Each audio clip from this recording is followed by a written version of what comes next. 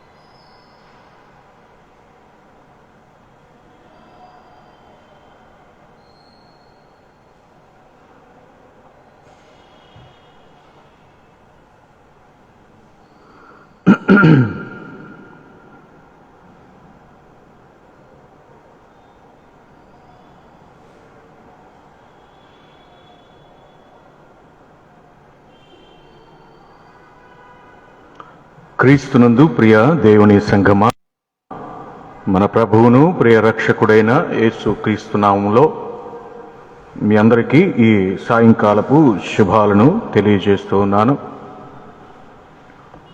ఒక పాటను పాడుతూ ప్రభునామాన్ని మహింపరుద్దాం. ఈ ఆరాధన ప్రారంభించుకుందాం. ఇంకా లైవ్కి రావాల్సిన వాళ్ళు వస్తూ ఉంటారు. నాతో పాటు సన్నిధిలో ఉన్నవాళ్ళు ఈ పాటను పాడుతూ ప్రభునామాన్ని మహింపరచండి. లైవ్ చూస్తున్న వారు కూడా మీ ఇళ్లలో ఈ పాటను పాడుతూ చప్పట్ల ద్వారా ప్రభువుని మహింపరచవలసిందిగా ప్రభువు పేరిట కోరుతూ ఉన్నాను. అదే అదే ఆ రోజు యేసయ్య ఉగ్రత రోజు, ఏడేళ్ల శ్రమల రోజు, పాపులంతా ఏడ్చే రోజు. అదే అదే ఆ రోజు యేసయ్య ఉగ్రత రోజు, ఏడేళ్ల శ్రమల రోజు, పాపులంతా ఏడ్చే రోజు. అదే అదే ఆ రోజు వడగండ్లు కురిసే రోజు, భూమి సగం కాలే రోజు, వడగండ్లు కురిసే రోజు, భూమి సగం కాలే రోజు, నక్షత్రం రాలే రోజు, నీరు రక్తమయ్యే రోజు, నక్షత్రం రాలే రోజు, నీరు రక్తమయ్యే రోజు. ఆ రోజు శ్రమ నుండి తప్పించే నాదుడు లేడు, ఆ రోజు శ్రమ నుండి తప్పించే నాదుడు లేడు. అదే అదే ఆ రోజు సూర్యుడు నలుపయ్యే రోజు, చంద్రుడు ఎరుపయ్యే రోజు, సూర్యుడు నలుపయ్యే రోజు, చంద్రుడు ఎరుపయ్యే రోజు, భూకంపం కలిగే రోజు, నీరు చేదు అయ్యే రోజు, భూకంపం కలిగే రోజు, నీరు చేదు అయ్యే రోజు. ఆ రోజు శ్రమ నుండి తప్పించే నాదుడు లేడు, ఆ రోజు శ్రమ నుండి తప్పించే నాదుడు లేడు. అదే అదే ఆ రోజు వ్యభిచారులు ఏడ్చే రోజు, మోసగాళ్ళు మసలే రోజు. వ్యభిచారులు ఏడ్చే రోజు, మోసగాళ్ళు మసలే రోజు. దొంగలంతా దొర్లే రోజు, పాపులంతా ఏడ్చే రోజు. దొంగలంతా దొర్లే రోజు, పాపులంతా ఏడ్చే రోజు. ఆ రోజు శ్రమ నుండి తప్పించే నాదుడు లేడు. ఆ రోజు శ్రమ నుండి తప్పించే నాదుడు లేడు. అదే అదే ఆ రోజు, పిల్లజాల తల్లికి లేక, తల్లి జాడ పిల్లకు కాక. పిల్లజాడ తల్లికి లేక, తల్లి జాడ పిల్లకు కాక. చెట్టుకొకరు పుట్టకొక్కరయి, అనాథలై అరచే రోజు. చెట్టుకొకరు పుట్టకొక్కరై, అనాథలై అరచే రోజు. ఆ రోజు శ్రమ నుండి తప్పించే నాదుడు లేడు. ఆ రోజు శ్రమ నుండి తప్పించే నాదుడు లేడు. అదే అదే ఆ రోజు. ఓ మనిషి యోచించవా, నీ బ్రతుకు ఎలా ఉన్నదో. ఓ మనిషి యోచించవా, నీ బ్రతుకు ఎలా ఉన్నదో. ధనము చూసి దగా పడకుమా, బలము చూసి భంగ పడకుమా. ధనము చూసి దగా పడకుమా, బలము చూసి భంగ పడకుమా. ఆ రోజు శ్రమ నుండి తప్పించే నాదుడు లేడు. ఆ రోజు శ్రమ నుండి తప్పించే నాదుడు లేడు. అదే అదే ఆ రోజు, యేసయ్య ఉగ్రత రోజు. 7 ఏళ్ల శ్రమల రోజు, పాపులంతా ఏడ్చే రోజు. అదే అదే ఆ రోజు.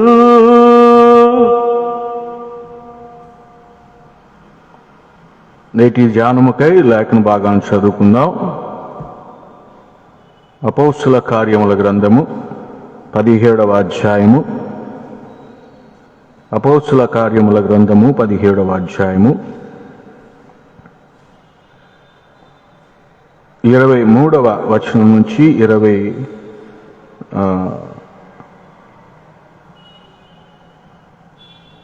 24వ వచనం వరకు చూద్దాం. నేను సంచరించుచు మీ దేవత ప్రతిమలను చూచుచుండగా ఒక బలిపీఠము నాకు కనబడెను. దాని మీద తెలియబడని దేవునికి అని వ్రాయబడి ఉన్నది. కాబట్టి మీరు తెలియక దేవుని యందు భక్తి కలిగి ఉన్నారో దానిని నేను మీకు ప్రచురపరచుచున్నాను. జగత్తును అందలి సమస్తమును నిర్మించిన దేవుడు తానే ఆకాశమునకు భూమికిని ప్రభువైనందున హస్తకృత్యములైన ఆలయములలో నివసింపడు. మహాగణుడవు పరిశుద్ధుడు యేసు, మీ వాక్యాన్ని ధ్యానించబోతున్నాం. గ్రహించేటువంటి హృదయాలను మాకు దయచేయండి. భయం కలిగి, భక్తి కలిగి మీ వైపు చూస్తూ మీ వాక్యాన్ని శ్రద్ధగా మేము ఆలకిస్తూ అన్ని విషయాలను గ్రహించుకుంటూ ప్రస్తుత పరిస్థితిలో ఉన్నటువంటి దిలాలను తరపోసుకుంటూ మా యొక్క భక్తి జీవితాన్ని మేము సరైనటువంటి రీతిలో ఉంచుకోవడానికి మీరు మాతో మాట్లాడండి. మీరు మమ్మల్ని దర్శించండి, సందర్శించండి. ఇదిగోనైనా లైవ్ చూస్తున్న ప్రతి విశ్వాసాన్ని బట్టి వందనాలు. సన్నిధిలో చేరి ఉన్నటువంటి విశ్వాసాలను బట్టి వందనాలు. ప్రతిరోజు సంఘముగా కూడుకోవాలని మీరు ఇచ్చినటువంటి ఆజ్ఞ ప్రకారం మేము చేస్తూ ఉన్నటువంటి ఈ ఆరాధనలన్నింటినీ మీరు దీవిస్తూ ఉన్నారు, మరి ఫలింపజేస్తూ ఉన్నారు, దినదినాభివృద్ధి చేస్తూ ఉన్నారు. అందరిని బట్టి మీకు వందనాలు. మీ రాకడ పర్యంతము మీ వైపు చూస్తూ బడా నమ్మకమైనటువంటి దాసులుగా ఈ లోకంలో మెలగటానికి మాకు సహాయాన్ని దయచేయమని ఆకాశముందు సింహాసనుడా, ఆది సంభూతుడా, ఆలోచనకర్త, సమాధానకర్త, ఇదిగో శాంతిని స్థాపించినటువంటి ప్రభువు అయినటువంటి యేసు క్రీస్తు ఈ మనవులను మీ పాదాల చెంత ఉంచుతూ ఉన్నాం. యేసు నామములో అడుగుచున్నాం తండ్రి, ఆమేన్. ప్రియ దేవుని సంగమా, చదవబడినటువంటి వాక్యంలో చూడగలిగితే మనము కొన్ని చరిత్రకు సంబంధించినటువంటి విషయాలను మనం తెలుసుకోబోతాము. శ్రద్ధగా ఆలకించండి. చదవబడినటువంటి వాక్యంలో చూడగలిగితే పౌలు గారు ఏథెన్సు పట్టణంలో సంచరిస్తూ ఉన్నాడు. ఆయనకి దేవతా ప్రతిమలు కనబడ్డాయి. అక్కడ ఒక బలిపీఠాన్ని కూడా ఆయన చూస్తూ ఉన్నాడు. దానిని ఉద్దేశించి ఆయన మాట్లాడుతూ ఉన్నటువంటి విషయాలు, తెలియబడని దేవునికి మీరు ఆరాధన చేస్తూ ఉన్నారు. అయితే నేను దేవుడు ఈ లోకంలో ప్రత్యక్షపరచబడ్డాడు, ఆయన గురించి నేను ప్రకటించడానికి నిలవబడి ఉన్నాను అనే విషయాన్ని ఆయన తెలియజేస్తూ ఉన్నాడు. మనం ఆరాధించేటువంటి దేవుడు తెలియబడని దేవుడు కాదు, తెలిసినటువంటి దేవుడు. తనను తాను శరీరధారిగా ఈ లోకానికి ప్రత్యక్షపరచుకున్నటువంటి దేవుడు ప్రభువైనటువంటి యేసుక్రీస్తు వారు. ఆయన బెత్లెహేంలో జన్మించాడు. కన్యమరియ గర్భమున ఆయన పుట్టినటువంటి నజరేయుడు. పాలస్తీనా పట్టణస్థుడు, యెరూషలేమునకు అతి సమీపస్థుడు. ఎవరయ్యా ఈయన అంటే దావీదు వంశంలో పుట్టినటువంటి యూదుడు. ప్రభు అయినటువంటి యేసు క్రీస్తు వారు ఆయన పరమాత్ముడను నేనే అని తానే ఒకానొక సందర్భంలో సాక్ష్యం చెప్పడాన్ని మనం చూస్తూ ఉంటాం. ఒక యాజకుడు ఆయన ప్రశ్న వేస్తూ ఉన్నాడు. మార్కు సువార్త 14:61 చూడగలిగితే ఒక యాజకుడు అడుగుతూ ఉన్నటువంటి ప్రశ్న ఏంటి అంటే, పరమాత్ముని కుమారుడవు నీవేనా? యేసు అక్కడ చెప్తూ ఉన్నటువంటి సమాధానం, అవును నేనే. అక్కడ ఈయన చెప్పినటువంటి విషయం ఏంటంటే, నేనే పరమాత్ముని కుమారుణ్ణి. ఆయన అడుగుతూ ఉన్నటువంటి విషయం, the son of the holy one, నీవేనా? ఆయన చెప్తూ ఉన్నటువంటి విషయం సమాధానం, yes I am that I am అనేటువంటి వివరణ, నేనే అనేటువంటి విషయాన్ని దేవుడే ఈ లోకములో మానవుడిగా ఉండి ఒప్పుకున్నటువంటి విషయం. ఆయన మన దేవుడు. అయితే పౌలు గారు చూస్తూ ఉన్నటువంటి పరిస్థితిని బట్టి చూస్తే అక్కడ ఒక బలిపీఠం ఉంది. దానిపైన రాయబడి ఉన్నటువంటి విషయం ఏంటంటే, తెలియబడని దేవుడు అని రాయబడింది అక్కడ. అయితే పౌలు గారు యేసుక్రీస్తు వారిని వారికి పరిచయం చేస్తూ ఉన్నాడు. శిలువను గుర్చినటువంటి వార్తను పరిచయం చేస్తూ ఉన్నాడు. తెరవబడినటువంటి సమాధి గురించి చెప్తా ఉన్నాడు, అంటే పునరుద్ధానం గురించి చెప్తా ఉన్నాడు. ఆయన ఆరోహణం గురించి చెప్తా ఉన్నాడు, మరలా రాబోతా ఉన్నాడు అనే విషయాలు చాలా గంభీరంగా ఆయన ప్రసంగిస్తూ ఉన్నటువంటి విషయం. దాని మీద రాస్తున్నటువంటి పేరు ఏంటి బలిపీఠం మీద అని చూస్తే టోన్ అగ్నోస్టిజం అని రాయబడి ఉంది. అంటే అజ్ఞానము అనేటువంటి అర్థాలు అక్కడ ఉన్నాయి. తప్పిపోయినటువంటి దాన్ని తెలుసుకోలేని వాడు అనేటువంటి అర్థం ఉంది. దేవుని గూర్చిన లేదా ప్రపంచం మూలాలను తెలుసుకోవడానికి వీల్లేదు అనేటువంటి అర్థాలు దాని మీద ఉన్నాయి. అట్లాగే అనుమానాస్పదమైనటువంటి స్థితిలో ఉన్నాము, మేము కన్ఫ్యూజ్లో ఉన్నాము అనేటువంటి అర్థాలు అక్కడ ఉన్నాయి. భగవంతుడు ఉన్నాడో లేదో తెలియదు, భగవంతుని గురించినటువంటి అన్వేషణ అవసరం లేదు అనేటువంటి అర్థాలు ఉన్నాయి. ఇక ఊహాత్మకమైనటువంటి పూజలు చేస్తూ ఉన్నాము, మేము చేస్తూ ఉన్నటువంటి పూజలు ఊహాత్మకమైనవి, కేవలం మా ఉద్దేశాలు, భగవంతుని కనుక్కోవడానికి చేసేటువంటి ప్రయత్నాలు అనేటువంటి అర్థాలు ఈ యొక్క పదానికి కనిపిస్తూ ఉన్నాయి. అయితే పౌలు గారు ఇక్కడ వారికి దేవశాస్త్రాన్ని బోధిస్తూ ఉన్నాడు. థియాలజీ, థియోస్, దేవుని గూర్చినటువంటి జ్ఞానం, డివైన్ నాలెడ్జ్ అన్నారు దాన్ని. పరలోక సంబంధమైనటువంటి జ్ఞానాన్ని ఆయన నేర్పిస్తూ ఉన్నాడు, చెప్తూ ఉన్నాడు. అక్కడ ఆయన మాట్లాడుతూ ఉన్నటువంటి విషయాలు తెలియని దాని గురించి కాదు, నేను తెలిసిన దాని గురించి చెప్తూ ఉన్నా. దేవుడి లోకంలో ప్రత్యక్షమయ్యాడు. ఆయన ప్రభువైనటువంటి యేసు క్రీస్తు. నేను ఆయన గురించే ప్రకటిస్తూ ఉన్నాను శిలువను గురించినటువంటి వార్తను. పౌలు గారు చెప్తూ ఉన్నటువంటి సువార్త ఏంటయా అంటే దేవశాస్త్రం. అయితే వాళ్ళకి తెలిసినటువంటి శాస్త్రాలు ఏంటి? ఫిలాసఫీ అన్నారు దాన్ని, తత్వశాస్త్రం అంటే సొంత జ్ఞానం, ఊహలు, కల్పనలు, కథలు. సోఫియా అంటే గ్రీకు పదానికి అర్థము జ్ఞానము అని అర్థం. హగియా సోఫియా అంటే దేవుని యొక్క జ్ఞానము అని అర్థం. దేవుడు పౌలు గారి చేత అక్కడ మాట్లాడిస్తున్నటువంటి విషయాలు దేవుని జ్ఞానాన్ని బోధిస్తూ ఉన్నాడు పౌలు గారు. ఏథెన్సు అనే పట్టణము ఈ యొక్క ప్రాచీన రోమా ప్రపంచానికి మరి కేంద్రంగా కనిపిస్తూ ఉంది. పౌలు ఇక్కడ చాలా ధారాళమైనటువంటి ప్రసంగాలు చేస్తూ ఉన్నాడు. ఆయన చూడగానే అక్కడ ఉన్నటువంటి పరిస్థితులు అంత కలవరం పెట్టాయంట, ఆయన్ని కంగారు పడ్డాడంట. ఆయన దేవజ్ఞానానికి విరోధముగా ఉన్నారంట. దేవుణ్ణి తెలుసుకోవాలనేటువంటి ప్రయత్నంలో మూఢనమ్మకాలలో ఉన్నారంట. సందిగ్ధంలో ఉండిపోయారు, అనుమానాస్పదమైన స్థితిలో ఉండిపోయారు. అందరూ తప్పిపోయి ఉన్నారు. ఆ విషయాన్ని పౌలు గమనిస్తూ ఉన్నాడు.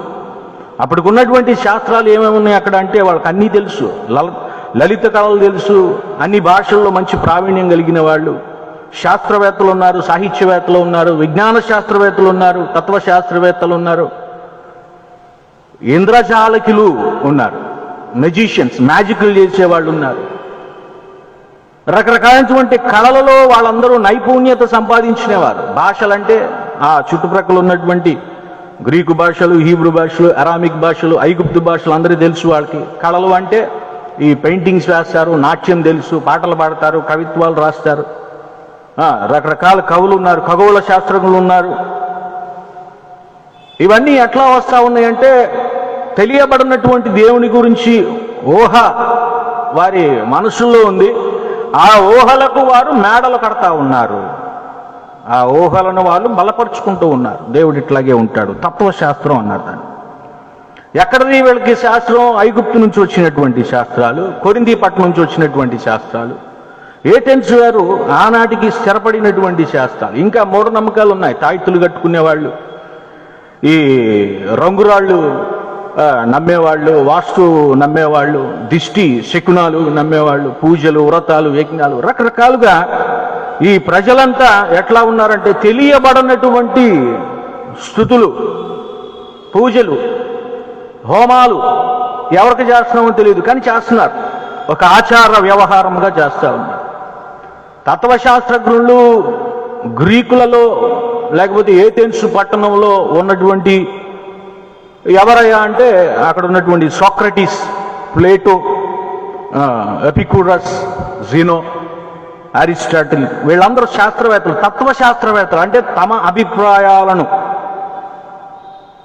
తమ అనుభవంలో ఉన్నటువంటి వాటిని, ఊహలలో ఉన్నటువంటి వాటిని, కల్పనలో ఉన్నటువంటి వాటికి ఒక ఆకారం తెచ్చి మనుషులు ఇలా జీవిస్తే బాగుంటుంది అనేటువంటి ఒక కొన్ని సూచనలు, సూత్రాలను చెప్పినటువంటి వాడు. దేవుని గురించినటువంటి అవగాహన వీరికి పెద్దగా లేదు అనే విషయమే పౌలు గారు ఇక్కడ చెప్తూ ఉన్నాడు. ఆ పట్టణాన్ని చూడగలిగితే పౌలు గారికి అనిపించింది అన్నమాట, వీళ్ళందరూ పాపిష్టి జనంగా కనపడ్డారంట, అబద్ధ మతాలకు అప్పగించుకున్నారంట, తమను తాము అపవాదికి అప్పగించేసుకున్నారు, వేదన పడతా ఉన్నారు, బాధలు పడతా ఉన్నారు, రకరకాలుగా పీడించబడుతున్నటువంటి వ్యక్తులుగా ఆయనకి కంగారు పడతా ఉన్నాడు. వారి గురించి పరితపించాడంట, ఒకేసారి దుఃఖపడ్డాడంట, కోపం వస్తూ ఉంది, కానీ చెప్పాలి. అంటే అందరూ అక్కడ ఆధ్యాత్మికమైనటువంటి అంధత్వంలో ఉన్నారు.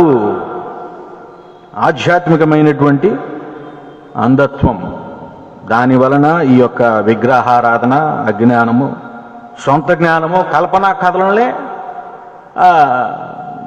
దేవుని జ్ఞానంగా చెప్పుకునేటువంటి స్థితిలో పౌలు గారు ఇక్కడ చెప్తూ ఉన్నటువంటి విషయాలు మనం ఆలోచించగలిగితే ఈ 17వ అధ్యాయం మొత్తం మనకి ఉపయోగపడతా ఉంటుంది నాటి పరిస్థితులు తెలుసుకోవడానికి. 17వ అధ్యాయం 16వ వచనంలో చూడగలిగితే ఆయనకు ఉన్నటువంటి వేదన అక్కడ తెలియజేస్తా ఉన్నాడు. ఆత్మ పరితాపము చెందిందంట. ఆయన ఆత్మ పరితాపము చెందిందంట. ప్రజల యొక్క స్థితిని చూస్తే ఉండబట్టలేక ఇక ఆయన చేస్తా ఉన్నటువంటి పని ఏంటి? 17వ వచనంలో చూడగలిగితే సమాజ మందిరాల్లో, సంత వీధుల్లో ప్రతిరోజు, ఒకరోజు కాదు ప్రతిరోజు ఆయన ఉన్నంత కాలం అక్కడ తర్కములు, వాదనలు చేస్తా ఉన్నాడు. అక్కడ చాలామంది జ్ఞానులే ఉన్నారు. వాళ్ళు ఆయా రంగాలలో బహు ప్రావీణ్యులుగా ఉన్నారు. వాళ్ళ మధ్యలో నిలబడి చెప్పటం అంటే అది చిన్న విషయం కాదండి, చాలా పెద్ద విషయం. భారతదేశంలో ఉన్నటువంటి ఈ ముఖ్యమైనటువంటి పెద్ద పెద్ద విద్యావేత్తలు ఉన్నారు, ధనవంతులు ఉన్నారు, లేకపోతే అధికారులు ఉన్నారు, ఆయా రంగాలలో ప్రావీణ్యులు ఉన్నారు. వాళ్ళందరికీ బోధించడం అంటే చిన్న విషయం కాదు. అందరికంటే ఎక్కువ తెలిసి ఉండాలి ఇంకే. నిజానికి అంత జ్ఞానాన్ని సంపాదించాడు పౌలు గారు. అంత జ్ఞానాన్ని సంపాదించే అంత ధైర్యంతో వాళ్ళతో తర్కములు చేస్తా ఉన్నాడు. ప్రభు అయినటువంటి యేసుక్రీస్తు వారు శిలువను గురించినటువంటి వార్త, పునరుద్ధానము గురించినటువంటి వార్త, దేవశాస్త్రాన్ని, ఆయన దేవుని యొక్క జ్ఞానాన్ని తెలియజేస్తా ఉన్నాడు. ఎవరున్నారు ఆ సందర్భాల్లో చూస్తే ఎపిక్యూరియులు అనేటువంటి వారు ఉన్నారు, స్టోయికులు అనేటువంటి వారు ఉన్నారు. వీళ్ళందరూ ఎవరయ్యా అంటే ఈ యొక్క తత్వశాస్త్రాల్లో ప్రావీణ్యము సంపాదించిన వాళ్ళు. ఆ అధ్యాయం మొత్తం చదివితే ఈ పేర్లన్నీ మనకు కనపడతా ఉంటాయి. తత్వశాస్త్రంలో సొంత జ్ఞానము, లేకపోతే అంతకుముందు వాళ్ళు గురువులు నేర్పించినటువంటి జ్ఞానము, దాన్నే డెవలప్ చేసుకుంటూ, అభివృద్ధి చేసుకుంటూ ప్రజలలోకి తీసుకెళ్తా ఉండేటువంటి వాళ్ళు, కొంత జనాంగాన్ని పోగు చేసుకునేటువంటి ప్రయత్నం, వారికి వారే జ్ఞానులని చెప్పుకోవటానికి చేసేటువంటి ప్రయత్నాలు కొన్ని, ప్రజలు ఇట్లా ఉంటే బాగుంటుంది అనేటువంటి సూచనలు ఇవ్వడానికి ఉన్నటువంటి కొంతమంది. ఇక్కడ చూడగలిగితే ఎపిక్యూరస్, ఈ ఎపిక్యూరస్ అనేటువంటి తత్వశాస్త్రవేత్త, దేవశాస్త్రవేత్త కాదు, తత్వశాస్త్రవేత్త. ఇతను ఏమని చెప్తూ ఉన్నాడు? దేవుడు లేడు అనేటువంటి భావనే ఇతని యొక్క బోధనలో ఉంది. సుమారుగా క్రీస్తు శకం 341 270 సంవత్సరాల మధ్య ఈయన జీవిస్తూ ఉంటున్నాడు. ఈయన చెప్తున్నటువంటి విషయం ఏంటంటే సుఖం లేక సంతోషం, ఈ రెండు మాత్రమే మనిషికి ఉపయోగం. ఈ దేహం దేన్ని కోరుకుంటే దానికి ఇచ్చేసేయండి. ఏమాత్రము ఈ దేహాన్ని మీరు అభ్యంతరపరచొద్దు. నిన్న చెప్పుకున్నటువంటి ప్రసంగంలో ఏమని చెప్తూ ఉన్నామో, మన కన్ను దేన్ని ఆశిస్తే దాన్ని మనం తీసుకొచ్చి శరీరానికి ఇద్దామని ప్రయత్నం చేస్తారంట. దాన్ని పాపం అన్నారు. అట్లా చూసిన దాన్నల్లా కోరుకోకూడదు. కానీ ఇక్కడ ఉన్నటువంటి పరిస్థితిని బట్టి మీరు సుఖంగా జీవించండి. మీలో దుఃఖాలు, వేదనలు, బాధలో ఉండటానికి వీల్లేదు. మరణం గురించినటువంటి చింత అసలు లేదు. వద్దు, మీరు బాధపడాల్సిన అవసరం లేదు. మీరు కేవలం మీ యొక్క సంతోషానికి, ఆనందానికి మాత్రమే ప్రాధాన్యత ఇవ్వండి అనేటువంటి బోధలు చేస్తూ ఉంటాడు. ప్రజలందరూ ఏం చేసేవాళ్ళంటే ఇక సుఖం, సంతోషం కావాలి కాబట్టి ఇక ఏం తిందుమా, ఏమి త్రాగుదుమా, ఏమి ధరించుదుమా, ఇక కామ కార్యకలాపాలకు మాత్రమే ప్రాధాన్యత ఇచ్చినటువంటి అది ఒక దేవునికి వ్యతిరేకమైనటువంటి కూటమి ఆ యొక్క ప్రాంతం అంతా. ఆ స్థితిలో మరులగొల్పింపబడుతూ ఉన్నారంట వాళ్ళు. ఇక్కడ ఈ పరిస్థితుల్లోనే పౌలు గారు వారికి స్వార్థ ప్రకటిస్తూ ఉన్నాడు. వీళ్ళు చెప్పేటువంటి విషయం ఏంటంటే పరమాణువు విచ్ఛిన్నమైంది, ఆ పరమాణువులో నుంచే ఈ విశ్వం పుట్టింది అనేటువంటి బోధలు వాళ్ళు చేసేవాళ్ళు. పరమాణువు సృష్టికి సంబంధించినటువంటి రకరకాల చరిత్రలు ఉంటాయి. ఐగుప్తు సృష్టి క్రమం ఒకటి ఉంటుంది, బబులోను సృష్టి క్రమం ఒకటి ఉంటుంది, పాలస్తీనా సృష్టి క్రమం ఒకటి ఉంటుంది. ఈ సృష్టి క్రమాలన్నీ మనకు తెలియాలి, ఆయా వాళ్ళు రాసుకున్నటువంటి విషయాలు. అట్లాగే ఈయన చెప్తూ ఉన్నటువంటి విషయాలు ఏంటంటే పరమాణువు నుంచి విచ్ఛిన్నం చేయబడినటువంటిది ఈ యొక్క విశ్వము అనేటువంటి ఒక బోధ. అయితే మీరు చేయవలసింది ఏంటంటే కేవలం సుఖ సంతోషాలు, భోగేచ్ఛలు, ఇవి మాత్రమే ప్రాధాన్యత ఇస్తే చాలనేటువంటి ఒక ఉద్దేశం ఉండిపోయారు. మరొక వ్యక్తి అక్కడ, మరొక గుంపు ఎవరై అంటే స్తోయికులు అన్నారు. స్తోయికులు వీళ్ళు కుప్రా ప్రాంతానికి చెందిన వాళ్ళు. ఈ స్తోయిక్ అనేటువంటి విమతాన్ని, దీనంతా విమతాలు అంటారు వీటిని. ఆనాడు సంఘంలో ఉన్నటువంటిది పౌలు గారు హెచ్చరిస్తూ ఉన్నటువంటి విషయం ఏంటంటే విమతములు అంటే దేవునికి వ్యతిరేకమైనటువంటి విషయాలు.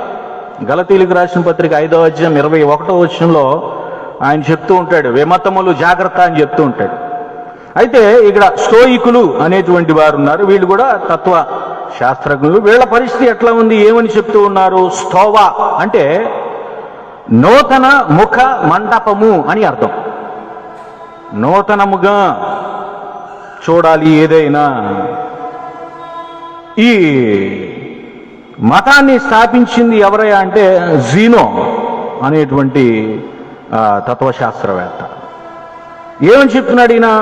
ప్రకృతిని పూజించాలి, ప్రకృతి అనుగుణంగా ఉండాలి, ప్రకృతిని దైవంగా కొలవాలి,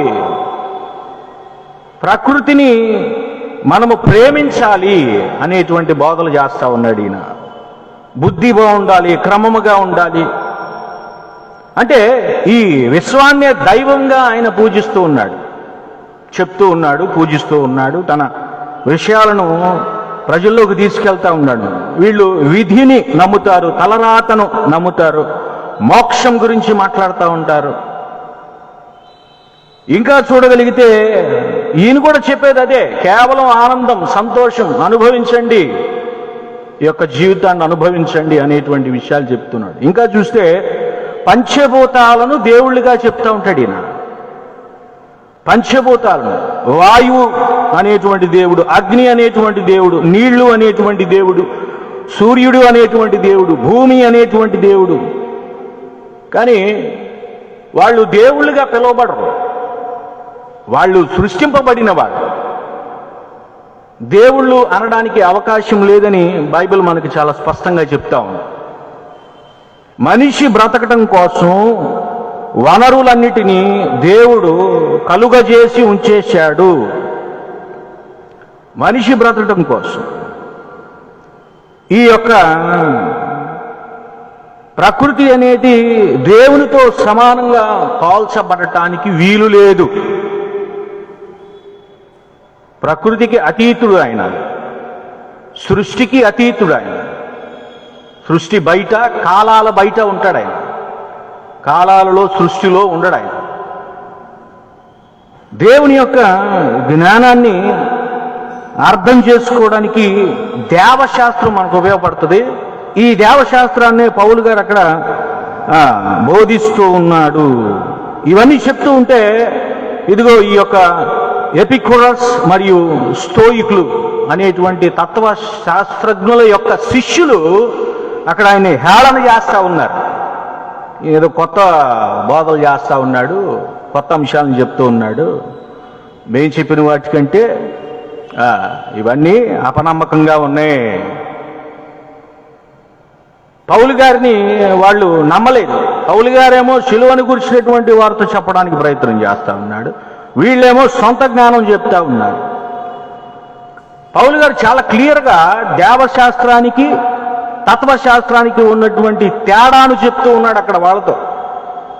అంటే మనిషి యొక్క ఆలోచనలు ఎలా ఉన్నాయి, దేవుని యొక్క ఆలోచనలు ఎట్లా ఉంటాయి అనే విషయాన్ని చాలా క్లియర్గా ఆయన తనకున్నటువంటి అపారమైనటువంటి విద్యాబుద్ధులతో, జ్ఞానముతో, దేవుని సహకారంతో ఆయన చెప్తూ ఉన్నాడు.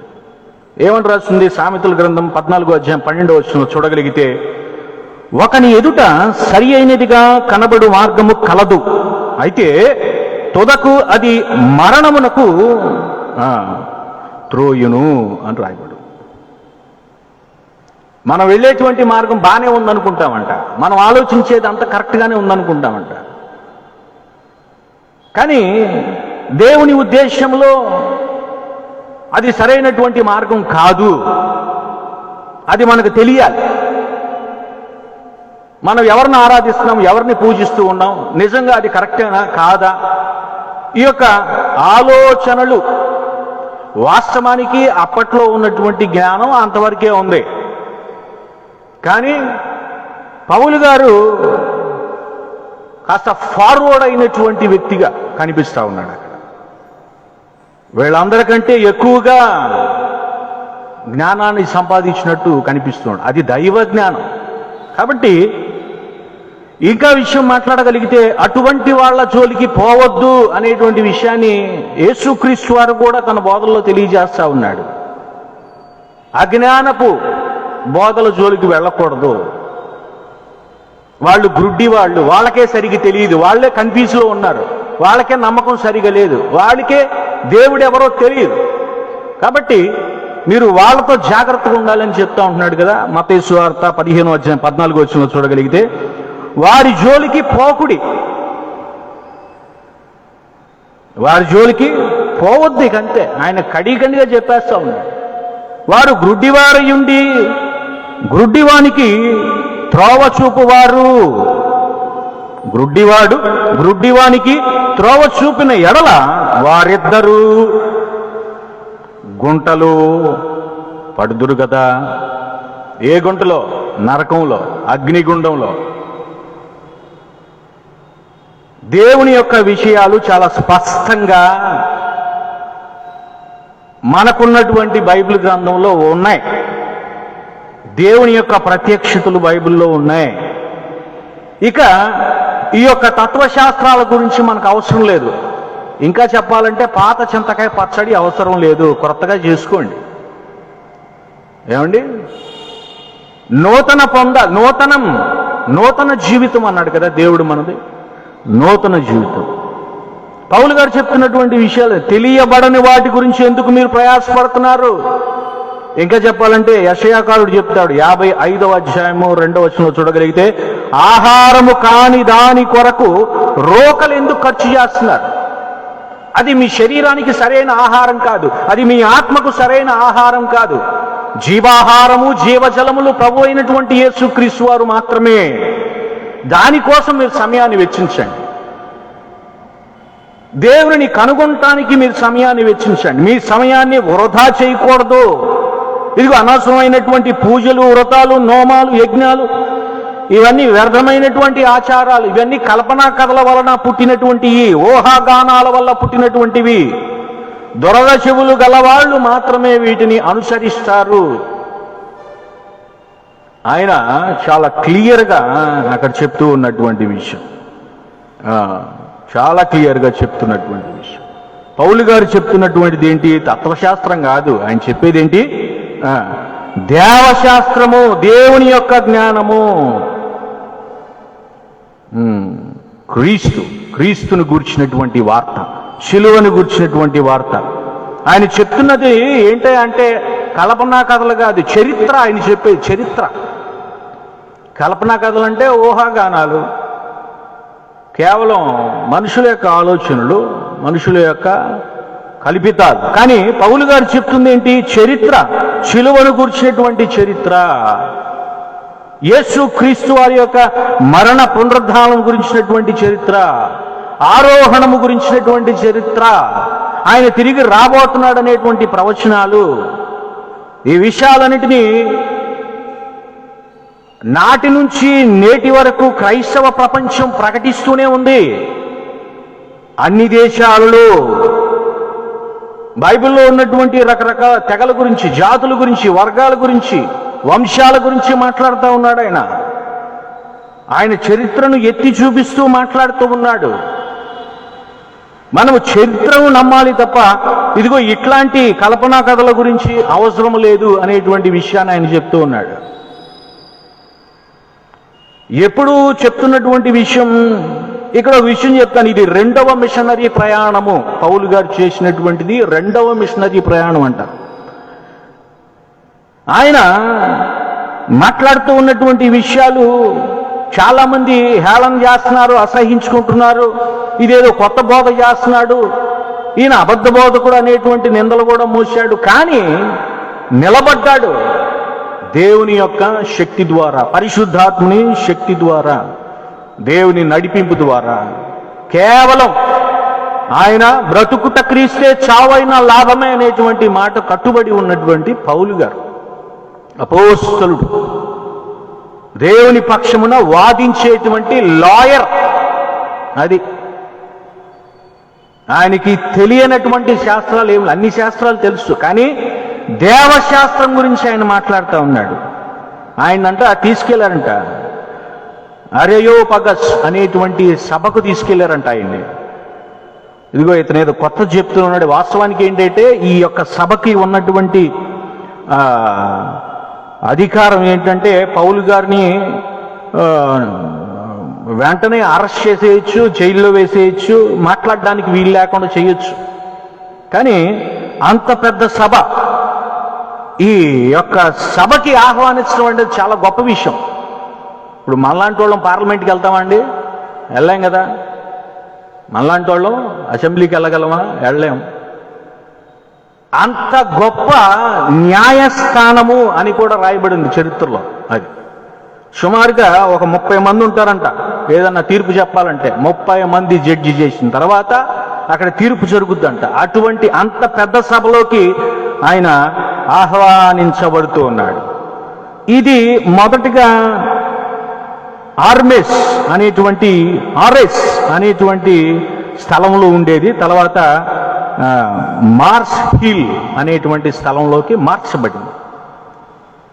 ఈ యొక్క సభ ప్రాంగణము, చోటు, దీంట్లోకి ఆయన ఆహ్వానించబడ్డాడు. ఏంటి నువ్వేదో చెప్తున్నావంట, కొత్త థియాలజీ అని చెప్తూ ఉన్నప్పుడు పౌలు గారు ఏ లేఖనాలు లేకుండా మాట్లాడలేదండి. అక్కడ పౌలు గారి చేతిలో హీబ్రూ లేఖనాలు ఉన్నాయి నిరంతరం. ఆయన ఎప్పుడు ప్రసంగం చేసినా ఆయన చేతిలో లేఖనాలు ఉన్నాయి. దేవుని యొక్క శక్తి ఆయనతో ఉంది. ముఖ్యంగా మంచి విద్యావంతుడు. ఆయన కూడా, పౌలు గారు కూడా ఉన్నత కుటుంబానికి సంబంధించినటువంటి వ్యక్తి. అందుకనే ఆయన ఆహ్వానించబడ్డాడు. అక్కడ మొదలు పెడతా ఉన్నాడు ఆయన ప్రసంగం. అపోస్తుల కార్యములు 17వ అధ్యాయం 23వ వచనంలో, ఏథెన్సు వాసులారా, మీరు సమస్త విషయాల్లో అతిదేవత భక్తి గలవారై ఉన్నట్లు నాకు కనబడుచున్నది అని చెప్తూ ఉన్నాడు. నాకు కనబడుచు ఉన్నది అతిదేవ భక్తి కలిగినటువంటి ప్రజలు. అయితే నేను సంచరించుచు మీ దేవతా ప్రతిమలు చూచుండగా ఒక బలిపీఠము నాకు కనబడిను, దాని మీద తెలియబడని దేవునికి అని రాయబడి. ఆయన అక్కడే మొదలు పెడుతున్నాడు, ఈ విషయాలు చెప్తూ ఉన్నాడు. మీరు తెలియని దాని గురించి వెతుకుతూ ఉన్నారు, అయితే నేను తెలిసిన దాని గురించి ప్రచురం చేస్తూ ఉన్నాను. తెలిసిన దాని గురించి, నేను అనుభవించిన దాని గురించి చెప్తూ ఉన్నానని చెప్తున్నాడు ఆయన. ఇక్కడ మీ సాహిత్యాల్లో ఉన్నటువంటి దేవుడు మీకు అన్ని విషయాలు చెప్పట్లేదు.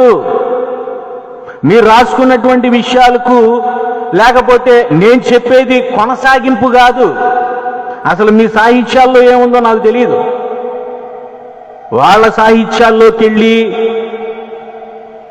యేసును గూర్చినటువంటి విషయాన్ని ఆ సాహిత్యానికి ఈ సాహిత్యానికి లేకపోతే తత్వశాస్త్రానికి దేవశాస్త్రానికి కలిపి మిక్స్ చేసేసి కొత్త విషయాలు ఆయన చెప్పట్లేదు.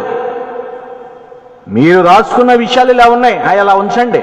కానీ ఇప్పుడు నేను చెప్పేది ఏంటా అంటే దేవుని గూర్చినటువంటి విషయము, దేవుని గూర్చినటువంటి విషయము.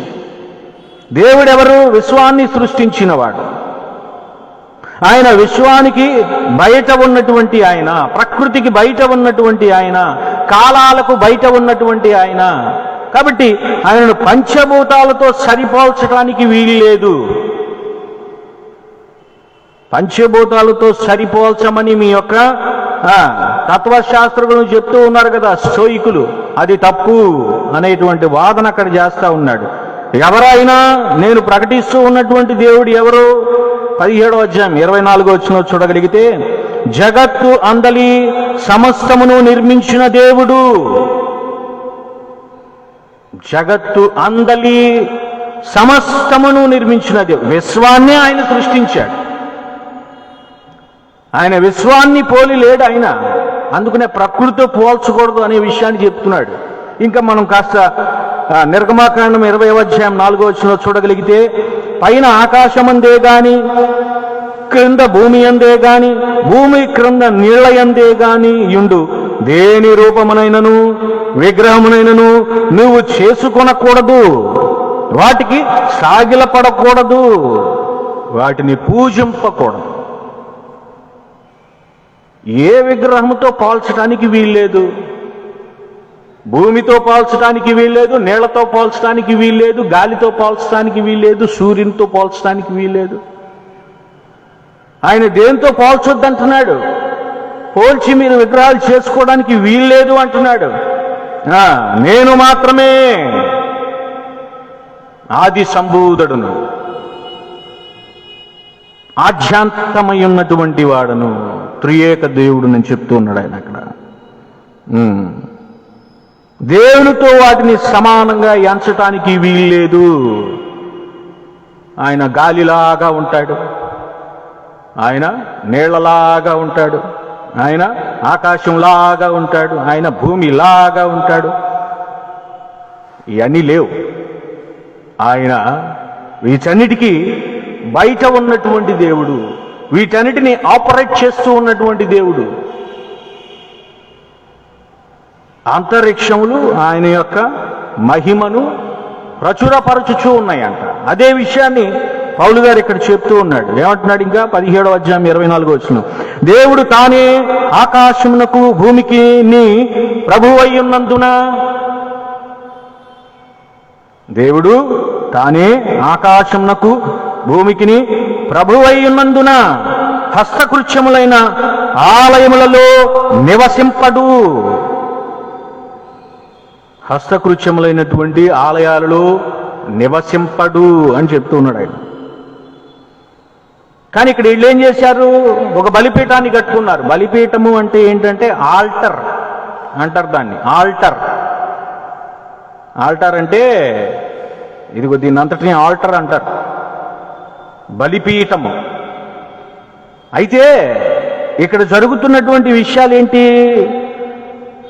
చర్చిలో ఉన్నటువంటి ఆల్టర్కి వాళ్ళు కట్టుకున్నటువంటి ఆల్టర్కి చాలా తేడా ఉందండి. ఈ తేడాలు ఖచ్చితంగా మనం గమనించాలి. వాళ్ళు చేస్తున్నటువంటి లేకపోతే వాళ్ళు కట్టుకున్నటువంటి ఆల్టర్ ఎట్లా ఉంది? తత్వశాస్త్రం ప్రకారము వాళ్ళలో ఊహలలో ఉన్నటువంటి విషయాలకు గాను వారు నమ్మినటువంటి దేవుళ్ళు దేవతలను పూజించడానికి గాను యజ్ఞ స్థలాలు కట్టుకున్నారు.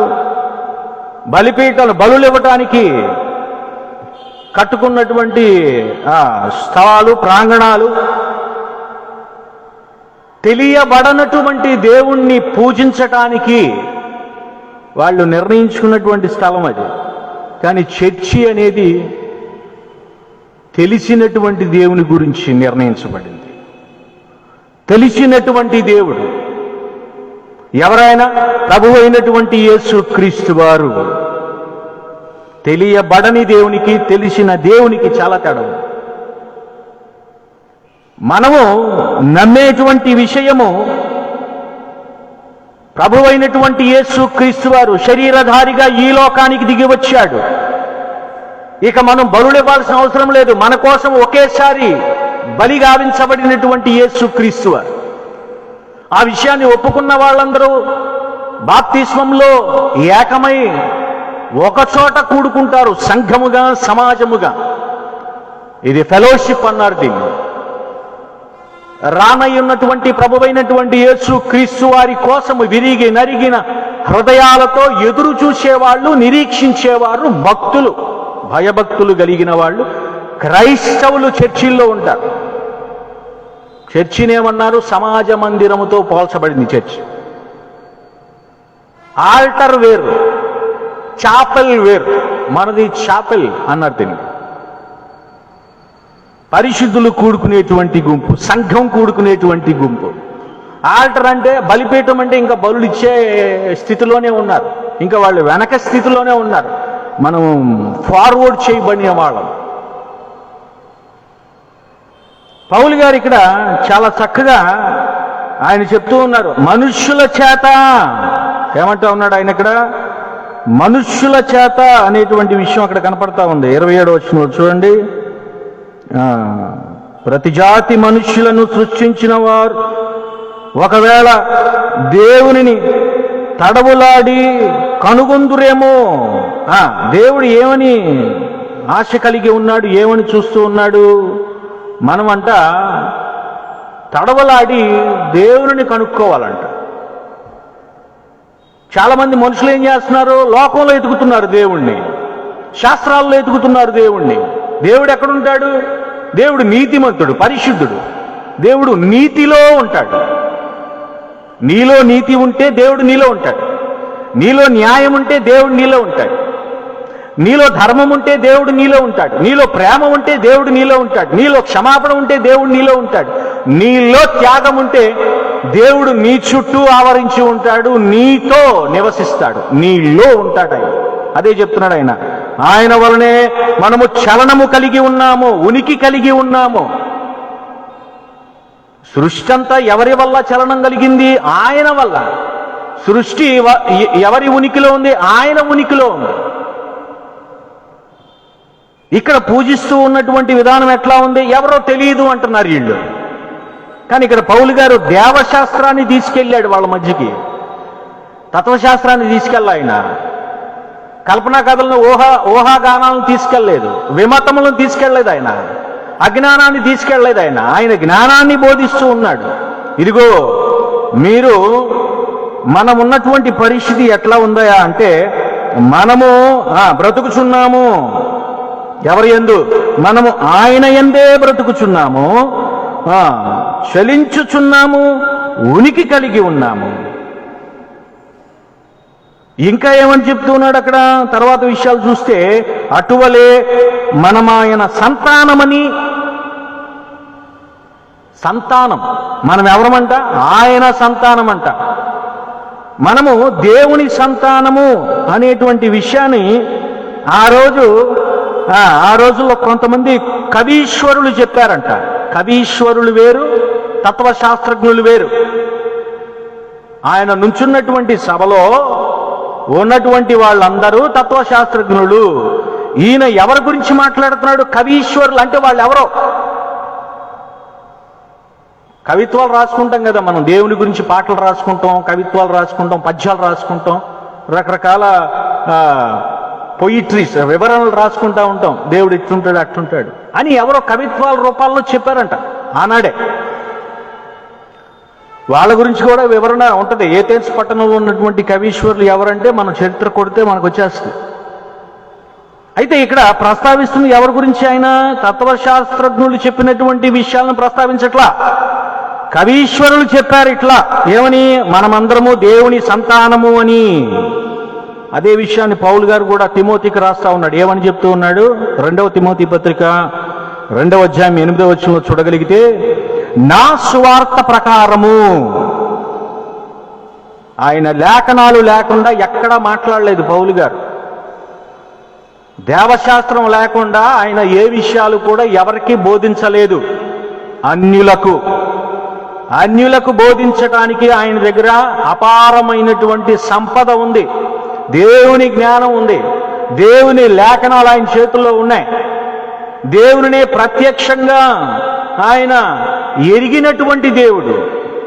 దమస్కు మార్గములో దేవుని యొక్క ప్రత్యక్షత ఆయనకి కలిగింది. ఆయన ఏదో ఊహాగానాలు చెప్పట్లేదు, డైరెక్ట్గా దేవుడితో మాట్లాడినటువంటి పౌలు గారు, డైరెక్ట్గా దేవుణ్ణి చూసినటువంటి పౌలు గారు, డైరెక్ట్గా దేవుని చేత అభిషేకించబడినటువంటి పౌలు గారు ఆ సొంత అనుభవాన్ని సాక్ష్యంగా చెప్తూ ఉన్నాడు అక్కడ అందరికీ. ఏమని చెప్తూ ఉన్నాడు? నా స్వార్థ ప్రకారము దావీదు సంతానములో పుట్టి, నేను ప్రకటించేటువంటి దేవుడు ఎవరో తెలుసా? దావీదు సంతానంలో పుట్టారు. అంటే మనమందరం ఎవరు? దావీదు సంతానమే. ఎవరి వలన? యేసుక్రీస్తు వలన. ఎట్లా? ఆయన మృతిని గెలిచినటువంటి దేవుడు. మనము ఆయనలో ఉనికి కలిగి ఉన్నాము, మనము ఆయనలో సంచరిస్తూ ఉన్నాము, మనం ఆయన వలన బ్రతికి ఉన్నాము. అది ఆయన చెప్తుంది అక్కడ విషయం. యేసుక్రీస్తు వారిని చాలా స్పష్టంగా వాళ్ళకి పరిచయం చేస్తా ఉన్నాడు ఇక్కడ పౌలు గారు. ఇంకా ఏ స్థితిలో ఉన్నారంట వాళ్ళు? ఊహాగానాలు, కల్పనా కథలు, చమత్కారమైనటువంటి మాటలతో ప్రేరేపించబడి ఉన్నారు. ఎవరో ఏంటో వాళ్ళు తెలియనటువంటి స్థితిలో ఉన్నారు. ఈ లోకంలో ఉన్నటువంటి సుఖభోగాలను అనుభవిస్తూ ఉన్నారు. ఇంకా ఎట్లా ఉన్నారు? బంగారముతో, వెండితో, రాతితో, ఈ యొక్క లోహాలతో రకరకాల దేవుళ్ళని చేసుకుని ఉన్నారు వాళ్ళు. వాటన్నిటినీ పూజించుట, ఆరాధించుట, స్తుతించుట వ్యర్థం అని పౌలు గారు చాలా స్పష్టంగా వాదిస్తూ ఉన్నటువంటి స్థితి ఇక్కడ కనపడతా ఉంది. అంతేగాని వాళ్ళు రాసుకున్నటువంటి కల్పనా కథలతో చరిత్రను కలపడం లేదు. ఈ క్లియర్గా ఉండాలి మీ దగ్గర ఇన్ఫర్మేషన్. కల్పనా కథలతో, ఊహాగానాలతో, ఈ యొక్క మనుషుల యొక్క సొంత జ్ఞానంతో దేవుని యొక్క జ్ఞానాన్ని కలపడం లేదాయన. అది వేరు, ఇది వేరు. ఇంకా చెప్పాలంటే ఈ యొక్క ఏథెన్స్ పట్టణంలో ఉన్నటువంటి తత్వశాస్త్రుల యొక్క సాహిత్యాలను ఆయన వాడలేదు. కేవలం ఆయన వాడింది ఏంటి అంటే, ఇదిగో లేఖనాలను మాత్రమే వాడాడు. ఆయన సాక్ష్యం, నిజమైనటువంటి సాక్ష్యం, ఆయన ప్రత్యక్షంగా దేవునితో మాట్లాడాడు, దేవుని అభిషేకాన్ని పొందాడు, దేవుని చూశాడు దర్శనం ద్వారా. కానీ ఇక్కడ ఉన్నటువంటి ప్రజలేంటి? తెలియబడనటువంటి దేవుణ్ణి పూజిస్తూ ఉన్నారంట. ఇంకా పౌలు గారు ఇంకా రాస్తూ ఉన్నాడు కొన్ని విషయాలు. గలతీయులకు రాసిన పత్రిక 4వ అధ్యాయం 4వ వచనంలో చూడగలిగితే, కాలము పరిపూర్ణమైనప్పుడు దేవుడు తన కుమారుణ్ణి పంపెను, ఆయనే, ఈయన ప్రభువైనటువంటి యేసుక్రీస్తు వారు, నేను ప్రకటిస్తూ ఉన్నటువంటి దేవుడు అని చెప్తూ ఉన్నాడు. కాలము పరిపూర్ణమైనప్పుడు దేవుడే తన కుమారుణ్ణి పంపించాడంట. దేవుడే చెప్తూ ఉన్నటువంటి సాక్ష్యం ఏంటి? పరమాత్ముని యొక్క కుమారుణ్ణి నేనే. మొదట్లో మనం చూసాం లోకాసు వార్తలో ఉన్నటువంటి విషయం. యాజకుడు అడగ్గా యేసుక్రీస్తు వారు చెప్పినటువంటి సమాధానం. పౌలు గారు కూడా ఈ విషయాన్ని చెప్తూ ఉన్నాడు అక్కడ. కాలము పరిపూర్ణమైంది, దేవుడు ఈ లోకానికి దిగి వచ్చాడు, శరీరధారిగా వచ్చాడు, రక్తమాంసములు ధరించుకొని వచ్చాడు. ఆయన మనుషులందరి కోసం బలిగావించబడ్డారు. ఇక మీరు బలులు అర్పించడానికి వీల్లేదు. మీరు కేవలం సమర్పించుకోవటం మాత్రమే. ఆ విషయాన్ని శిలువను గురించినటువంటి వార్తను నమ్మి బాప్తిసం తీసుకుంటే చాలు. అది ఆయన అక్కడ ప్రకటిస్తూ ఉన్నటువంటి విషయం. ఇంకా ఎట్లా రాస్తున్నాడు? 2వ తిమోతి పత్రిక 4వ అధ్యాయం 4వ వచనంలో చూడగలిగితే, 2వ తిమోతి పత్రిక 4వ అధ్యాయం 4వ వచనంలో చూడగలిగితే ఉన్నటువంటి పరిస్థితులను అక్కడ ప్రస్తావిస్తున్నారు ఆయన. సత్యమునకు చెవినీయక కల్పనా కథల వైపునకు తిరుగు కాలము వచ్చును. జాగ్రత్త ప్రియమైనటువంటి విశ్వాసులారా. ఏది ఊహా ప్రపంచము, ఏది కల్పన, ఏది నిజం, ఏది సత్యం, ఈ ఖచ్చితంగా బెలియాలికి క్రీస్తుకు తేడా తెలియాలి. చీకటికి వెలుగుకు తేడా తెలియాలి. గురుగులకు గోధుమలకు తేడా తెలియాలి.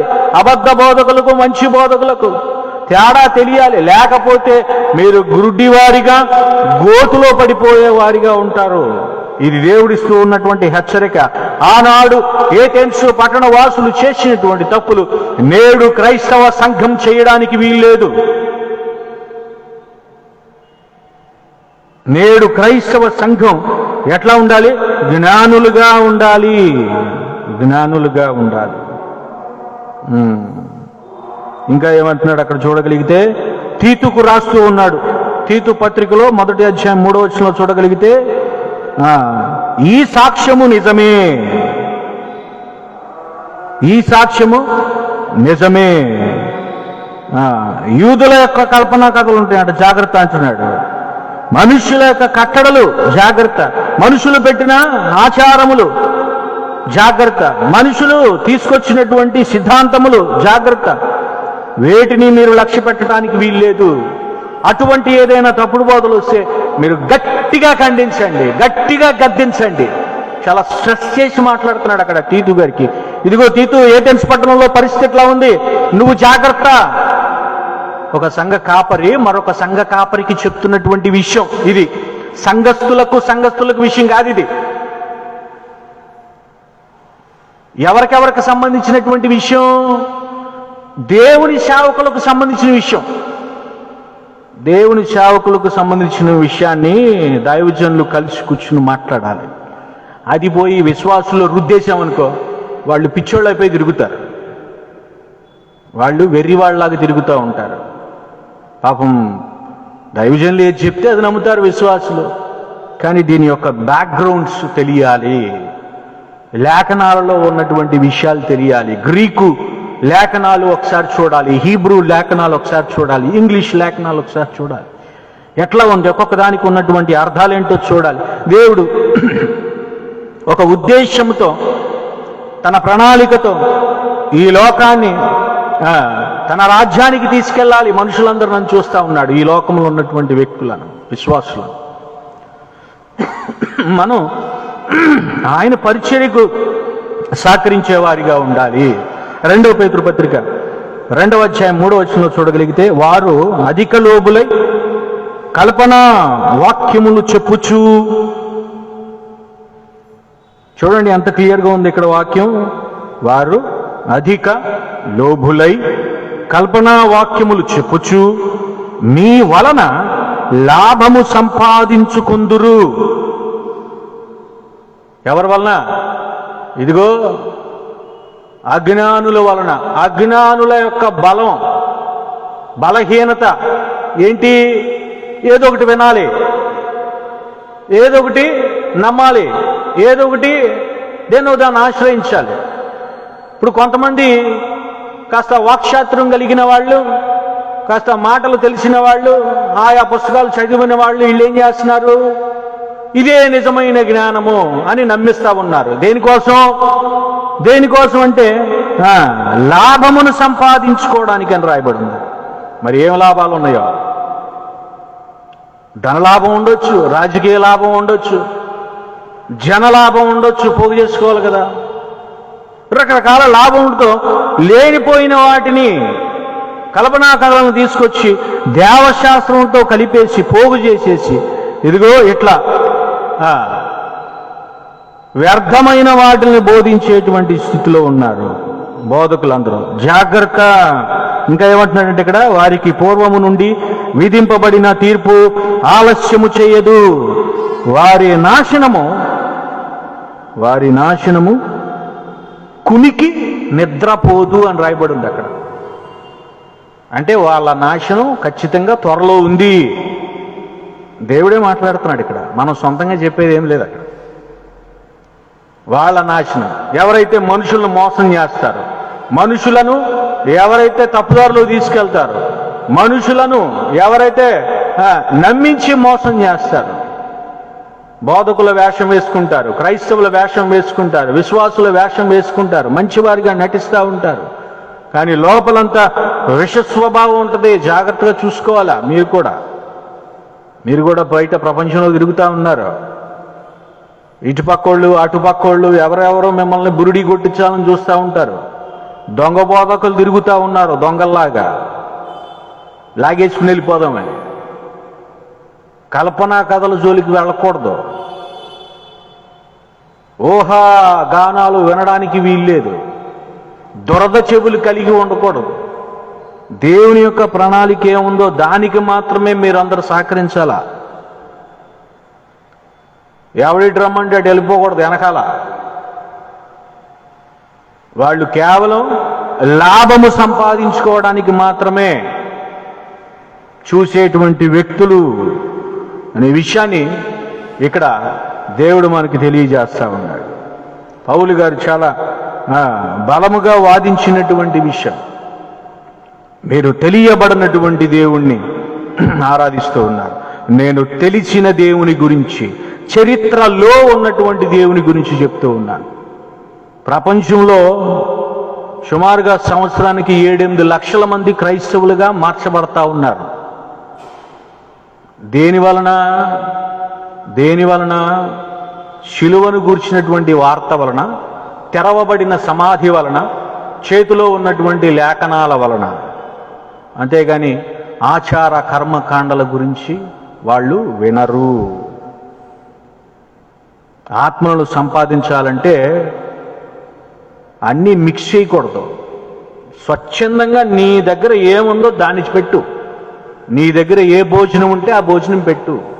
యేసుక్రీస్తు వారు ఆయన దగ్గర ఉన్నటువంటి జీవాహారాన్ని మాత్రమే పెట్టాడు. ఎక్కడి నుంచో బయట నుంచి ఆయన తెచ్చుకోవాలి. ఆయనకి కావలసింది పరలోకం నుంచి వచ్చేటువంటి జీవాహారాన్ని విశ్వాసులందరికీ పంచిపెట్టాడు.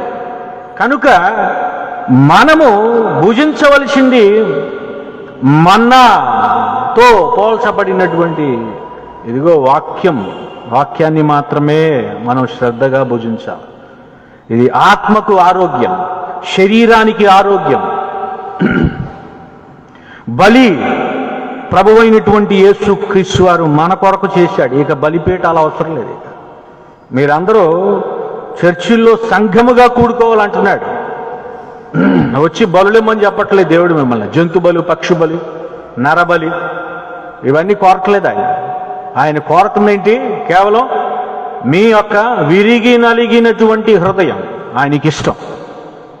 అన్ని బలుల కంటే శ్రేష్టం ఏంటి అంటే ఆయన మాట వినుట శ్రేష్టం, ఆయన లేఖనాలను నమ్ముట శ్రేష్టం, శిలువను గూర్చినటువంటి వార్త ప్రకటించుట శ్రేష్టం, పునరుద్ధానమును ప్రచురపరచటం శ్రేష్టము. ఆయన త్వరలో రానయ్యున్నాడని నిరీక్షణ కలిగి, భారము కలిగి జీవించుట, బలా నమ్మకమైనటువంటి దాసులుగా ఈ లోకంలో ఆకాశం వైపు చూస్తూ మాత్రమే ఈ యాత్రను కొనసాగించడం మన యొక్క బాధ్యత. అది బాధ్యత. దేవుడు చాలా చక్కగా మనతో మాట్లాడుతూ ఉన్నటువంటి విషయం. ఇట్లాగే కల్పనా కథలు అన్నిటిని నమ్మారంట చాలామంది. ఏది పడితే అది రాసేసుకున్నారంట. ఏది పడితే రాసేసుకున్నారంట. చాలా పుస్తకాలు పుట్టాయంట. పౌలు గారు చెప్పినటువంటి సువార్తకు ఏం చేశారు? పుస్తకాలన్నింటిని తీసుకొచ్చి తగలబెట్టేశారంట ప్రజలు. అన్నారు వాళ్ళు రాసుకున్నది సొంత జ్ఞానం అని చెప్పి అనుకుని, తెలుసుకుని బుద్ధొచ్చి మేము తప్పుడు మార్గంలో ఉన్నామని చెప్పి వాళ్ళే వచ్చి పుస్తకాలను తగలబెట్టేశారంట. కానీ నేడు చాలామంది వేరే సాహిత్యాల మీద ఆధారపడతా ఉన్నారు. ఈ రోజుల్లో బైబిల్ ఎందుకు అంత చులకనగా చేయబడతా ఉందంటే ఇదిగో సరైనటువంటి జ్ఞానం లేనటువంటి వాళ్ళందరూ బోధకులుగా వచ్చేసారు. క్రైస్తవులు కాని వాళ్ళు నేడు క్రైస్తవులు, బోధకులు కాని వాళ్ళు నేడు బోధకులు. అపవాది అందరినీ వశపరుచుకుంటున్నాడు, వెలుగు వేషం వేసేసుకున్నాడంట వాడు. అందరినీ మోసం చేస్తూ తిరుగుతూ ఉన్నాడు. ఎవడని మృంగేద్దామా అని చెప్పి గర్జించు సింహం వలె ఎదురు చూస్తూ ఉన్నాడు. అంచు దినాల్లో జాగ్రత్తగా ఉండాలి.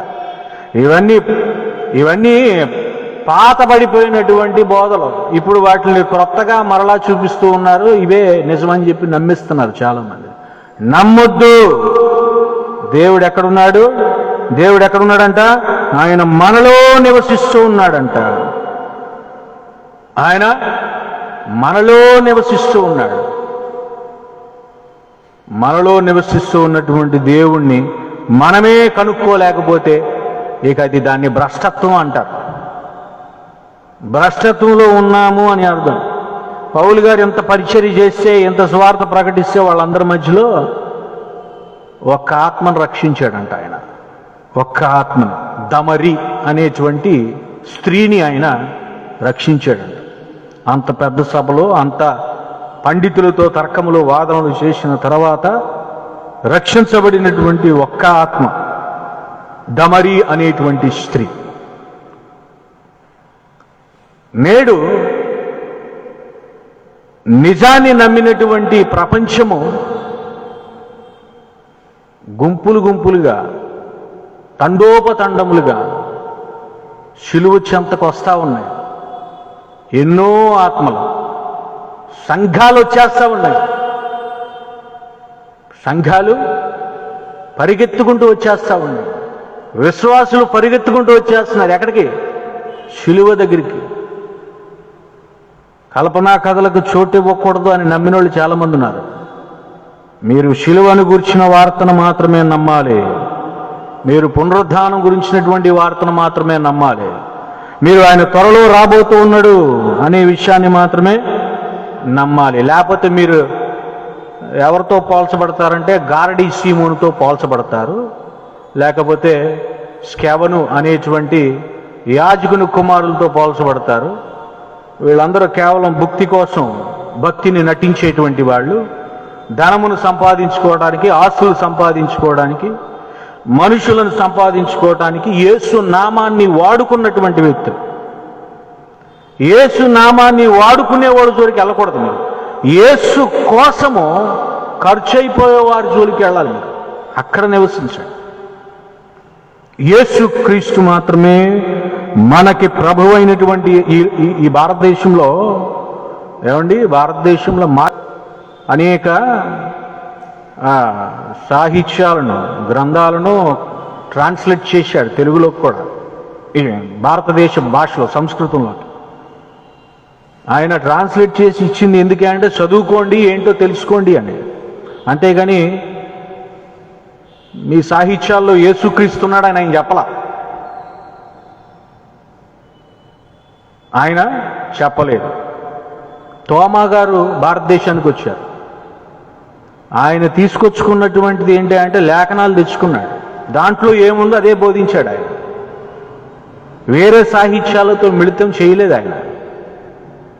ఆయన దగ్గర ఉన్నటువంటి అపోస్తులు వాళ్ళందరూ పెంతుకోస్తు దినం రోజు మరి దేవుని యొక్క ప్రత్యక్షం చూశారు. ఏమి చూశారో, ఏమి తాకారో, ఏమి విన్నారో రుచి చూసి ఎరిగితిమి. అటువంటి వాళ్ళు ఇక్కడ సత్యాన్ని ప్రకటించారు. అంతే ప్రేమను కనపరిచారు ప్రజల మీద. అంతే క్షమాపణ గుణాన్ని కలిగి ఉన్నారు. అదేవిధంగా యేసుక్రీస్తు వారిలానే వాళ్ళ జీవితాలు త్యాగం చేశారు. ఎక్కడెక్కడి నుంచో వచ్చారు, విదేశాల నుంచి ఇక్కడికి. ఎన్నో సముద్రాలు దాటి, గుట్టలు, కొండలు, గుట్టలు దాటి ఇక్కడికి వచ్చి ఏం ప్రకటించారు వాళ్ళు? స్వయంగా చూశారు కదా యేసుక్రీస్తు వారిని, అది ప్రకటించారు. దాన్ని సాక్ష్యం అన్నారు. ఏమండి, ఆర్ఆర్కే మూర్తి గారు, ఆయన వేదాలలో బాగా ప్రావీణ్యుడు. అయితే బైబిల్లో ఉన్నటువంటి తప్పులు పట్టుకుందామని చెప్పి ప్రయత్నం చేశాడంట. కానీ ఆయన చెప్తూ ఉన్నటువంటి విషయం తెలుసా? బైబిలే ఆయన్ని పట్టుకుందంట. ఎందుకని? సత్యం ఒకటే ఉంటుంది. మీరు సత్యాన్ని నమ్మండి. సత్యమును నమ్మిన వాళ్ళు స్వతంత్రం పొందుతారు. సత్యము మిమ్మల్ని స్వతంత్రులుగా చేయును. ప్రియమైనటువంటి విశ్వాసం, నేటి దినాల్లో ఉన్నటువంటి పరిస్థితులన్నీ మీకు తెలియాలి. బైబిల్ యొక్క గొప్పతనం మీకు తెలియాలి. బైబిల్ని ఆనుకున్నటువంటి ప్రపంచ దేశాలలో ఉన్నటువంటి విశ్వాసులు ఏ రీతిగా అభివృద్ధి చెందుతున్నారో మీకు తెలియాలి. యేసు క్రీస్తు వారిని నమ్ముకున్నటువంటి విశ్వాసులు ఎన్ని మేలులు పొందుతున్నారో, ఎన్ని ఆశ్చర్యాలు, అద్భుత కార్యాలు వారి జీవితాల్లో చూస్తున్నారో, వాటన్నిటినీ గురించినటువంటి వివరణ మీకు తెలియాలి. ఎందుకంటే మీరు కూడా ఒకప్పుడు తెలియని వారే, కానీ ఇప్పుడు ప్రభు అయినటువంటి కృపను పొందుకుని దేవుని సన్నిధిలో చక్కగా ఆయన సమక్షంలో నిలవబడ్డారు. ఇక ఇక్కడి నుంచి మనం వెళ్ళాల్సింది ఏంటి అంటే పరలోక రాజ్యానికి మాత్రమే. మనం ఆరాధిస్తూ ఉన్నటువంటి దేవుడు తెలియబడని దేవుడు కాదు, తెలిసినటువంటి దేవుడు, ప్రభు అయినటువంటి యేసు క్రీస్తు వారు. దేవుడు మనదని దీవించును గాక. దేవుడి మాటలను దీవించును గాక. తల ఉంచితే ప్రార్థిస్తాను. మహాగణుడవు పరిశుద్ధుడవు యేసు, మీ శ్రేష్ఠమైన నామానికి స్తుతులు. గడిచిన కాలమంతా మీరు రెక్కల నీళ్ళలో భద్రపరిచి సంరక్షించి ఈ చక్కటి సాయంకాలం ఇచ్చారు. ఇదిగో మీ గురించినటువంటి వార్త వినడానికి, లేఖనాల యొక్క గొప్పతనాన్ని వినడానికి, పౌలు గారు చేసినటువంటి పరిచయం గురించినటువంటి ఆయన భారాన్ని గురించి వినడానికి, ఇదిగో ఆయన కలిగినటువంటి దర్శనం ప్రకారం మీరిచ్చినటువంటి స్వార్థ విషయమై ఆయన పడినటువంటి వేదన, బాధన అన్నిటినీ గుర్తు చేసుకుంటూ ఇదిగో నేటి సమాజంలో మేము ఎట్లా మెలగాలో తెలుసుకోవడానికి మీరు మాకు ఇచ్చినటువంటి గొప్ప భాగ్యాన్ని బట్టి మీకు వందనాలు. ప్రతిరోజు సంఘముగా కూడుకుంటూ క్రీస్తుని గురించినటువంటి వార్త వినడానికి, వినుట వలన విశ్వాసము కలుగును అనేటువంటి వాక్యాన్ని నమ్ముతూ ఇదిగో ప్రతిరోజు మీ వాక్యాన్ని ధ్యానించడానికి, ఆధ్యాత్మికమైనటువంటి జ్ఞానాన్ని సంపాదించుకోవడానికి మీరిస్తూ ఉన్నటువంటి అవకాశాన్ని బట్టి మీకు వందనాలు. ఇదిగో లైవ్ చూస్తున్న ప్రతి విశ్వాసం మీరు దీవించండి. సన్నిధిలో మోకరించినటువంటి ప్రతి విశ్వాసం మీరు దీవించండి. అపవాది ఎవరిని మోసం చేయకుండా తమను తాము ఎలా కాపాడుకోవాలో వారికి మీ యొక్క బలాన్ని, శక్తిని దయచేయండి. ఈ అంచె దినాలలో అపవాది రకరకాలుగా దాడులు చేస్తూ ఉన్నాడు అయ్యా. ప్రకృతి సంబంధమైనటువంటి దాడులు, రాజకీయపరమైన దాడులు, ఆర్థికపరమైన దాడులు, ఇదిగో స్నేహితుల వేషం వేసుకుని వస్తూ ఉన్నాడు, బోధకుల వేషం వేసుకుని వస్తూ ఉన్నాడు, విశ్వాసుల వేషం వేసుకుని వస్తూ ఉన్నాడు. ఇదిగోనైనా భారతదేశంలో కూడా క్రైస్తవానికి ఎంతో వ్యతిరేకత వస్తూ ఉంది. వీటి నుంచి మేము ఏం పాఠం నేర్చుకోవాలో ఆ పాఠాన్ని మాకు నేర్పించండి. ఇంతటి విపత్తులలో కూడా మిమ్మల్ని కలిగి ఎలా జీవించాలో మాకు నేర్పించండి. విశ్వాసులందరినీ ఆత్మలో బలపరచండి. ఎంత మాత్రము విశ్వాసం నుంచి సడలిపోకుండా, కృంగిపోకుండా, విసిగిపోకుండా, వేసారిపోకుండా కేవలం శిలువను చూస్తూ ఈ యాత్రను కొనసాగించే భాగ్యాన్ని దయచేయమని ప్రార్థన చేస్తాం. ఎటువంటి కల్పనా కథలకు, ఊహాగానాలకు చోటు ఇవ్వకుండా ఇదిగోనైనా ఒకే నిజమైనటువంటి రక్షకుడు మీరే అని నమ్ముచు మీ వైపే వారి దృష్టిని కేంద్రీకరిస్తూ ఈ యొక్క విశ్వాస పరుగులో చక్కగా మీ వైపు యాత్రను కొనసాగించే భాగ్యాన్ని దయచేయండి. ప్రతి విశ్వాసిని మీరు దీవించండి, కుటుంబాలను దీవించండి, పిల్లలను, యవనస్తులను, వృద్ధులందరినీ దీవించండి. ఇదిగోనైనా ఆంధ్ర బాప్టిస్ట్ చర్చ్ సోంపేట సంఘస్థులందరినీ మీ రాజ్యంలో జ్ఞాపకం చేసుకోండి. సంఘ కాపురిని దీవించండి, సంఘ కాపురి కుటుంబాన్ని దీవించండి. వారికి ఇచ్చిన పిల్లలను బట్టి మీకు వందనాలు. అందరూ మీ పరిచర్యలో మరి బలముగా కొనసాగిపోతూ ఉండగా వారికి కావలసినటువంటి ధైర్యాన్ని, మనశ్శాంతిని, సంతోషాలను, సమాధానాలను మీరు దయచేయండి. ఎటువంటి పరిస్థితుల్లో లోకంలో ఉన్నటువంటి ఆయా విషయాలకు తావివ్వకుండా కేవలం మీ వైపు చూస్తూ వారు గమ్యాన్ని చేరుకునే భాగ్యాన్ని దయచేయండి. మరొకసారి ఇదిగోనైనా విశ్వాసులందరూ మీ చేతికి అప్పగిస్తూ ఉన్నాం, ప్రతిష్ఠిస్తూ ఉన్నాం, అభిషేకిస్తూ ఉన్నాం. ఈ అంచె దినాల్లో మీ దేవదూతలను కంచె వేసి వారిని కాపాడండి. ఇదిగోనన్న కరోనా భయంకరమైనటువంటి తెగులు దేశాన్ని పట్టి పీడిస్తూ ఉంది. ఎటువంటి తెగులు వారి గుడారంలోకి ప్రవేశించకుండా మీ దేవతలను కావలుగా ఉంచండి ప్రార్థన చేస్తా ఉన్నాం. మేము కలుసుకునే వరకు మీ సన్నిధి మాతో ఉంచండి. ప్రతిదినము మీ మాటలు వింటూ విశ్వాసంలో దినదినాభివృద్ధి చెందుతూ ఫలిస్తూ విస్తరించే భాగ్యాన్ని మాకు దయచేయమని యేసునామములో అడుగుచున్నాం తండ్రి, ఆమేన్. పరలోకమందున మా తండ్రి, నీ నామం పరిశుద్ధపరచబడును గాక, నీ రాజ్యం వచ్చును గాక, నీ చిత్తం పరలోకమందు నెరవేర్చినట్లు భూమి యందును నెరవేరును గాక. మాకు కావలసిన ఆహారం నేడు మాకు దయచేయండి. మా రుణస్తులు మేము క్షమించిన ప్రకారము మా రుణములు క్షమించండి. మమ్మల్ని శోధనలో తేక దుష్టుని తప్పించండి. ఎందుకంటే రాజ్యము బలము మహిమ నిరంతరం నీవైనవి తండ్రి, ఆమేన్. ఇప్పుడు మన పరమ తండ్రి దేవుని ప్రేమ, కుమారుడైన యేసుక్రీస్తుని కృప, పరిశుద్ధాత్ముని అన్యోన్య సహవాసము ఇప్పుడు ఎల్లప్పుడూ సదాకాలం కలుగునుగాక.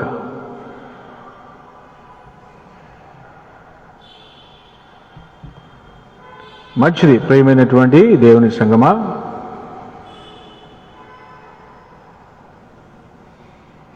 ప్రతిరోజు మీరు క్రమం తప్పకుండా వస్తూ ఉన్నారు.